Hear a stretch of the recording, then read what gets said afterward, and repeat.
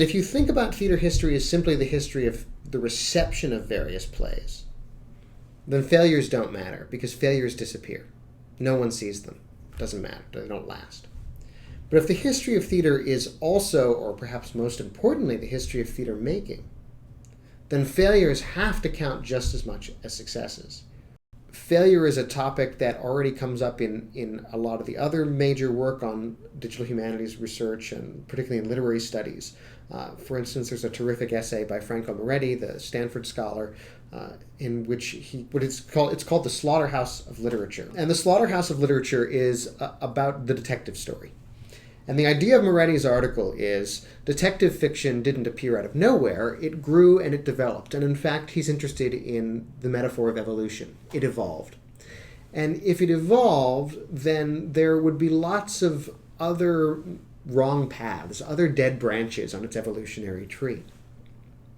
And so what he did was he went back and he read, but only sort of read, and I'll say more about that in a second. He read detective fiction from either one or a set of magazines over a decade, including a lot of stories by Arthur Conan Doyle, who wrote the Sherlock Holmes stories.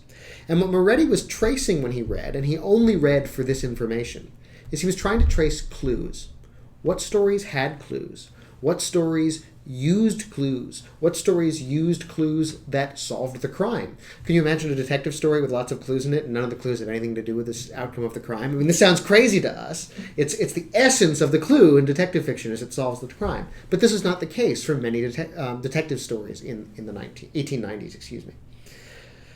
So that's his model. And implicit in that model is failure. And he's struggling in The Slaughterhouse of Literature with the fact that most literature gets lost to the study of the literary canon.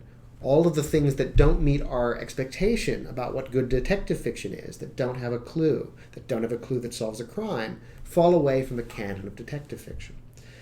And he's worried about this problem of how do we read all the books that are out there.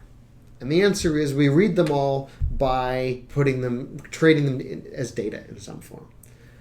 As understanding them as part of competition and thinking about them in a competitive environment. No Broadway production comes and goes without engaging the work of probably a few hundred people at minimum, particularly when you start accounting for people behind the scenes.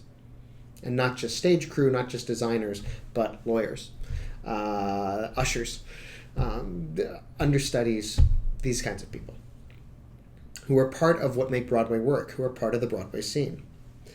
And every failure takes just as many weeks to rehearse, just as many people to be involved, just as much blood, sweat, tears, money, advertising, space, time, all of that as a success.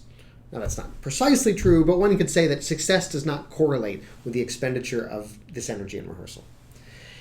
And everyone in theater has as long a list of theatrical failures on their resume as they do of theatrical successes.